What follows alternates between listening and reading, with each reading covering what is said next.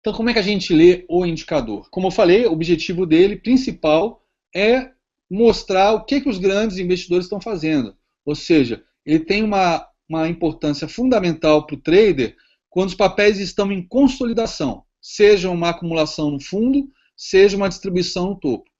Então, eu estou vendo o preço entre um suporte e uma resistência e não rompeu nem o suporte nem a resistência. Ele está realmente consolidando, andando de lado. Só que meu ABV é crescente. Aqui está mostrando em barras, mas normalmente o ABV se trabalha com linha. O ABV é crescente. Então ele está sinalizando o quê? Um rompimento iminente dessa resistência. Você vai comprar agora, passar calor, caso ele continue andando de lado durante mais algum tempo? Não. Mas no momento que você vê o indicador sinalizando o rompimento da resistência, na primeira oportunidade que realmente ele romper, você não perde o bonde. Você não fica esperando uma correção, um pullback, etc. O ABV te dá a possibilidade de confiar nesse rompimento e entrar assim que ele acontece. Okay? Xará, Oi. posso fazer algumas perguntas aí que o pessoal está fazendo? Claro, por favor. Então vamos lá. Esse volume é volume financeiro ou volume negociado? Volume, bom, eu utilizo o volume financeiro, tá? Mas no final das contas não faria tanta diferença, porque o O volume importante é a negociado. curva, né?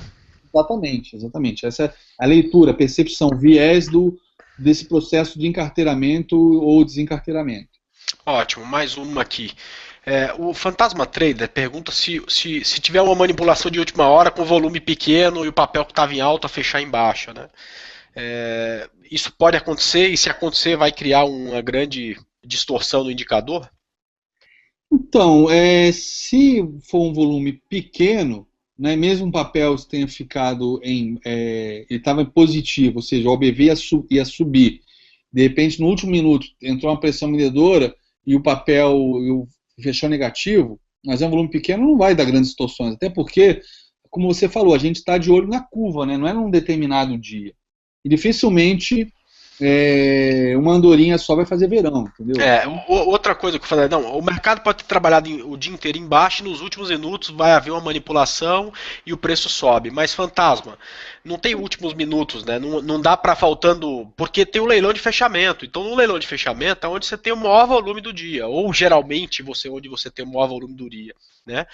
Então, não tem como manipular pequenos valores e fazer o preço fechar para cima ou para baixo, tá? Porque justamente no fechamento você tem o leilão onde, por exemplo, TCSA hoje estava 4,5% negativa durante todo o dia. No final do pregão, nos últimos minutos, Xará, ela continuou negativa. Quando entrou em leilão, ela fechou 1% acima do que estava antes do leilão. Só que foi com volume muito maior do que as últimas 4 horas de negociação. Então, se isso muda, é com volume representativo. E aí o que vale é o volume representativo. Né? isso. Não, e na verdade, se isso acontece, é porque realmente entrou alguém grande o suficiente para reverter todo um viés de um dia inteiro. E isso é super importante, essa informação, esse processo é super importante para tomar decisão. Inclusive, o OBV vai acabar registrando isso, né? E a ideia, que se um dia só não faz muita diferença, a ideia é você pegar a sequência, pegar o viés do OBV. Agora, uma coisa que é interessante, quando você citou o exemplo da TCSA, papéis com pouca liquidez é muito mais fácil de você pegar esse rastro deixado pelo OBV. Né? Vou ter alguns exemplos aqui. Papéis com blue chips, é óbvio que também o ABV é super importante, mas nos papéis nas small caps, por exemplo, o ABV fica muito mais evidente, muito mais fácil de você ver alguém grande sabendo de alguma coisa e montando posição, entendeu? E às vezes isso acontece realmente no final do dia. Já passei calor em alguns papéis, ficar o dia inteiro sofrendo e nos últimos 15 minutos o papel entra na zona de lucro. 15 minutos. Acontece muito isso em small caps. Bom, então vamos lá. Xará, deixa eu só finalizar. Isso funciona também para gráficos intraday, quer dizer, para fazer day trade, ou é mais interessante para gráficos de maior período? Vamos lá. É só gráfico diário. Se você quiser usar isso no intraday, eu recomendo 60 minutos. Porque eu, por exemplo, que já estudei, já fiz alguns cursos de algoritmos, de robôs, tem muitos algoritmos baseados em operações ao longo do tempo, né? Então, muitos algoritmos muitos robôs são programados para trabalhar em lotes de 1 hora, né? Então, 1 hora acho que já daria para você ver alguma coisa. Agora, gráfico de 5 minutos, 15 minutos é irrelevante, porque às vezes o próprio índice, né? Às vezes a gente vê que fica 3, 4 minutos, não o mini, porque o mini tem gente batendo o tempo todo, mas às vezes você vai olhar o cheio, né? Às vezes tem um traço lá, fica 2, 3, 4 minutos com traço no gráfico de 1 minuto do cheio. Ninguém está batendo, daqui a pouco vem um cara lá com com a mão mais pesada e bate forte, enfim, acaba não funcionando muito esse OBV no gráfico intraday. Mas se quiser utilizar 60 minutos. O ideal mesmo é o gráfico diário, porque aí sim você vê a estratégia do dia, né, do dia inteiro dos grandes investidores, né? Coisa que a gente sabe que isso aí muda ao longo do dia, né? Você vê tem a questão das aberturas do mercado. Agora, graças a Deus, o Dow Jones está de novo mais perto do nosso horário. Mas você tinha um descasamento aí 2 meses atrás de 2 horas e meia do Dow Jones com o Ibovespa, né? Fechamento, abertura. A gente sabe que os grandes investidores operam mais pesado no final do dia. Depois todos os indicadores importantes já foram anunciados nos Estados Unidos, indicadores macroeconômicos, Fed, atas, etc. Então, o OBV ao longo do dia ele não tem a mesma. Na verdade, eu não queria chegar ao ponto de dizer, mas eu não dou bola nenhuma para o OBV ao longo do dia. Perfeito, Xará, prega fogo aí, senão atrapalha sua palestra. Fica à vontade. Então vamos lá, a gente está vendo aqui, por exemplo, né, uma coisa que vocês já viram na palestra de FR e MACD, até para buscar divergências, Advanced Breakup e Advanced Breakdown, não, que são as técnicas de você se antecipar rompimentos no preço através dos indicadores, né? Então aqui vocês vão ver muitos exemplos, eu acho que todos os exemplos, eu traçando linhas de suporte e resistência no gráfico de preço e no OBV. Assim como vou traçar LTA no preço e LTA no OBV. LTB no preço e LTB no OBV. Então aqui, por exemplo, eu estou vendo aqui a Veagro, uma baita consolidação, né? E o OBV estava em consolidação, acompanhou boa parte do tempo a Veagro, de repente o OBV rompeu a resistência, né? E na verdade, praticamente, se você olhar aqui do lado, não sei se vocês conseguem ler, eu estava com saldo de menos 26 e fui em alguns dias para menos 20, né? Então, ele deu um movimento mais forte e o preço continua lá, continua no fundo, continua consolidando, né? Logo na sequência, a gente vê o preço disparando 40% em 2 dias. Esse é um exemplo clássico aí de papéis de pouca liquidez, de small cap, como o OBV pode ser interessante para você montar estratégias para realmente pegar grandes movimentos. O papel deu 40% em 2 dias. Ele saiu de R$ 4,00 aqui no meio da consolidação, foi para R$ 6,70 em 4 pregões. E o OBV mostrou, antecipou esse rompimento dessa resistência. Ok? Então esse é um exemplo do OBV mostrando alguma operação, provavelmente de insider information. Pessoas que sabiam de alguma notícia que estava para ser divulgada e já se posicionaram, compraram, etc. Só que deixaram rastro. O OBV, ele não tem como. O grande investidor pode ter o melhor robô do mundo. Ele vai deixar rastro do que ele está fazendo. Okay? E o OBV mostra esse rastro. Aqui, por exemplo, né, não sei se vocês lembram da BTOW3, que ela... Qual foi a notícia aqui, André, que saiu? Ia ser comprada? Não. Não, na verdade, o Mega, né? Vai lá. Então, eles fizeram uma captação de 1 mega. Cara, uma captação de 1 mega, né, não é assim da noite pro dia. Ninguém acorda e fala, puta, acho que eu vou botar 1 milhão na BTOW, 1 bilhão na BTOW.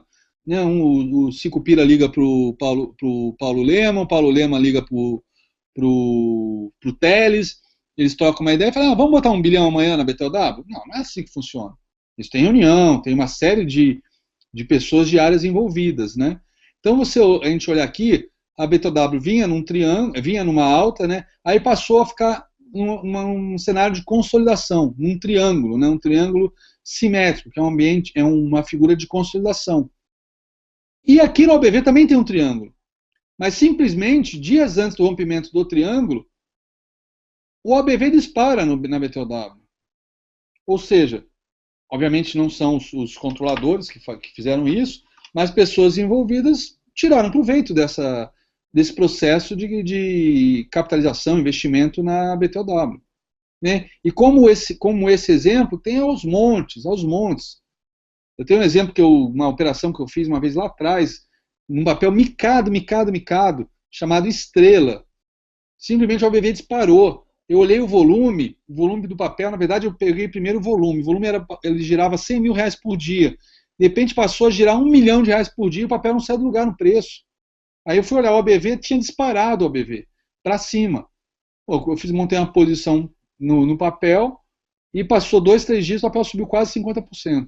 Aí passou uma semana essa notícia de que o ministro, né, da Indústria e Comércio, acho que na época era o Furlan, estava na China negociando salvaguardas para a indústria de brinquedos chinesa para proteger a indústria brasileira. E a China estava concordando com isso. Ou seja, a comitiva que acompanhou o ministro soube de primeira mão que as salvaguardas iam sair e começou a se posicionar na Estrela. Não só a Estrela, como o Tectoy. Eu vi nos 2 papéis. Então, o ABV entregou.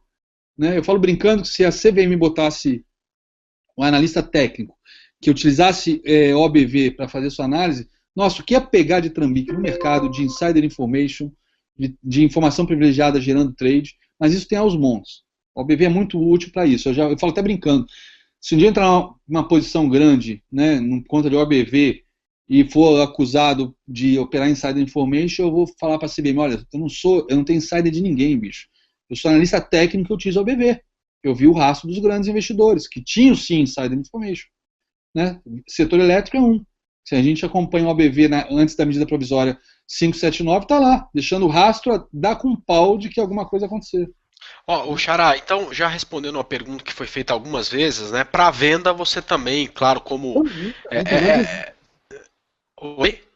Você tem as mesmas informações, né? Então essa divergência que você tem aí do preço com o ABV quando dá compra, você também tem na venda do mesmo jeito, né? Sim, inclusive é o que eu mais tenho de exemplo aqui, por conta do cenário que a gente está vivendo, são exemplos de venda. Tem um monte aqui de venda para vocês verem. Então segue o baile. A filosofia é a mesma, né? Difícil foi achar hoje exemplos de OBV sinalizando compra. Mas, por exemplo, agora aqui eu já não vou mostrar 2 slides como eu fiz com a água, já vou mostrar o movimento completo. Olha aqui, por exemplo, a SUSB 5, né, numa consolidação clara, né?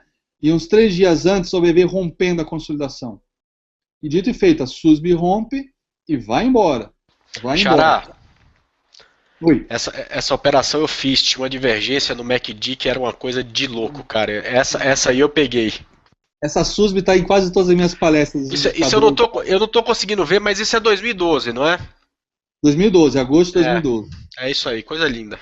Não, ela rompeu, veio fazer o pullback, ela foi um rompimento clássico de livro. 67% dos rompimentos de retângulo em fundo fazem pullback, e ela fez o seu pullback, veio testar o suporte para depois ir embora. Agora, quem entrou no rompimento, né, vai se assustar com esse pullback? Não, então o OBV só está subindo, né? Então, o OBV também ajuda até a acalmar o trader, que talvez tenha entrado um pouquinho mais pesado, porque se você faz uma boa gestão de risco, não é uma correçãozinha mequetrefe dessa que vai fazer você ter taquicardia, né?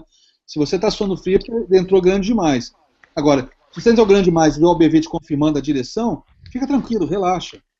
Ô Xará, então deixa eu só pegar aqui para responder uma pergunta. Todo mundo quer saber aquela coisa do Santo Graal, né? Aonde que cruza que eu vou entrar? Na verdade, o ABV é muito mais para confirmação, então, no teu setup. Quer dizer, SUSB está rompendo. Antecipação, né? Para antecipação, quer dizer, SUSB ainda não rompeu uma resistência e o ABV já rompeu.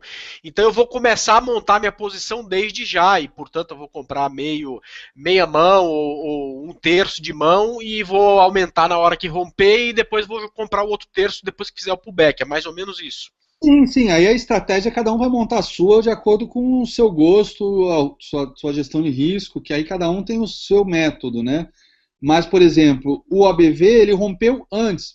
Por isso que eu gastei um bom tempo explicando, antes de mostrar os exemplos, a questão do conceito por trás do ABV e o que ele está realmente querendo mostrar. Ele não está querendo mostrar momento, uma coisa parecida com um monte de indicadores.